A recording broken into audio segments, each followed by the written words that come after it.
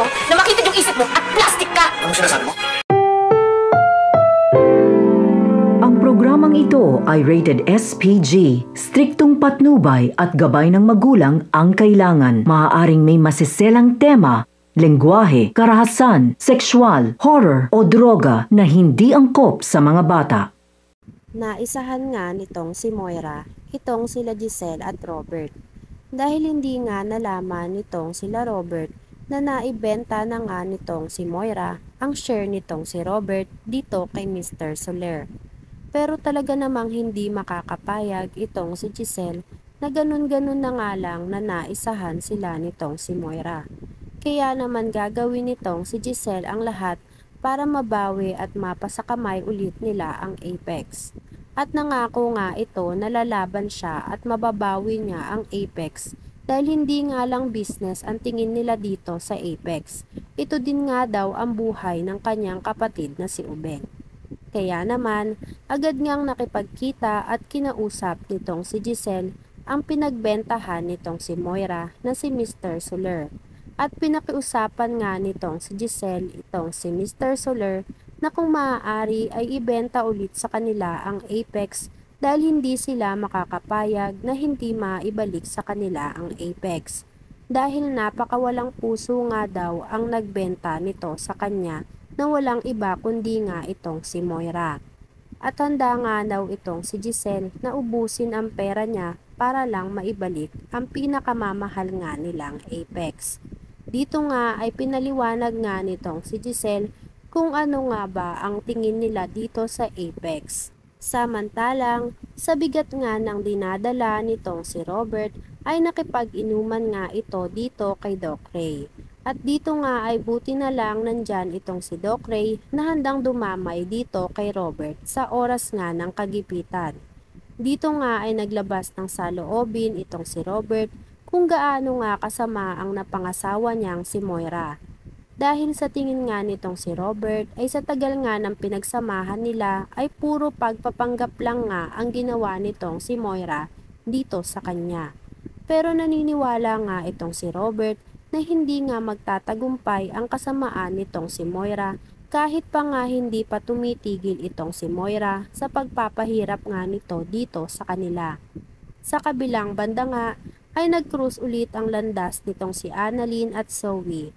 At hindi nga pinalampas nitong si Annalyn ang pagkakataon na punahin at pagsabihan itong si Zoe tungkol nga sa pagbebenta ng share ni Robert sa Apex ng mami nitong si Moira.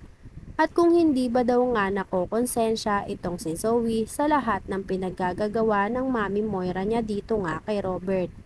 At kung talaga nga namang concern nga daw itong si Zoe sa tatay nilang si Robert, ay hindi nga daw hahayaan nitong si Zoe na magtagumpay itong si Moira sa lahat ng mga plano nitong mga kasamaan. Dito nga ay tatanggi at magde-deny na naman nga itong si Zoe na wala nga siyang kinalaman at kaalam-alam sa mga pinagagawa ng mami niyang si Moira.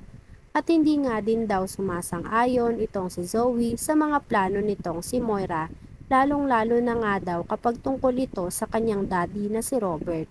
Samantalang, pagpipilitan nga nitong si Annalyn na magkasabwat pa din nga itong si Moira at Zoe dahil magkapareho nga lang daw ng ugali itong mag-ina.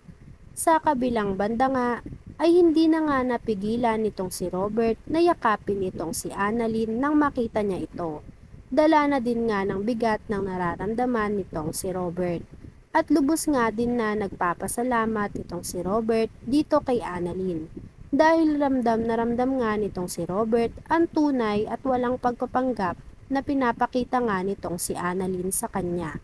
Samantalang ito ngang si Zoe ay halata at pakas nga sa mukha nito na selos nga sa yakapan nitong si Robert at Annalyn. Mismo nga dito sa harap niya. Habang ito ngang si Annalyn ay patuloy ngang pinapalakas ang loob ng kanyang tatay at huwag itong mawawalan ng pag-asa. Dahil andito nga lang daw itong si Annalyn para sa kanyang tatay na si Robert. Sa kabilang banda nga ay nagkasagutan ulit itong si Annalyn at Carlos. Dahil nga sa punong-puno na nga daw itong si Carlos dito kay Annalyn. At total naman nga daw ay mas gusto nitong si Annalyn ang tatay niyang si Robert na nangangaliwa ng asawa ay mas mabuti nga daw na doon na nga lang daw itong si Annalyn kay Robert.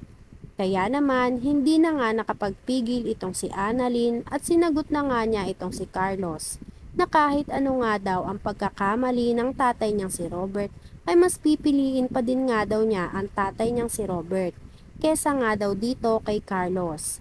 Dahil nga sa makitid ang utak nitong si Carlos at plastic pa nga daw ito. Kaya naman tila nagulat nga itong si Carlos sa mga binitawang salita nitong si Annalyn sa kanya.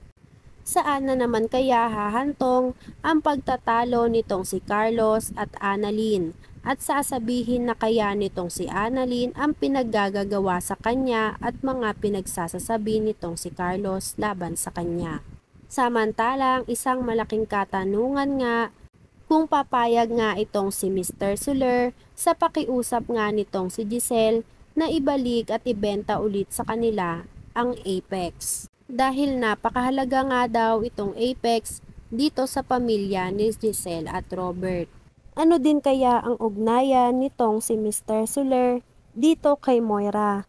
Dahil sa biglaan ngang pagbili nitong si Mr. Soler ng Apex dito kay Moira, kahit pa nga na hindi ito field nitong si Mr. Soler.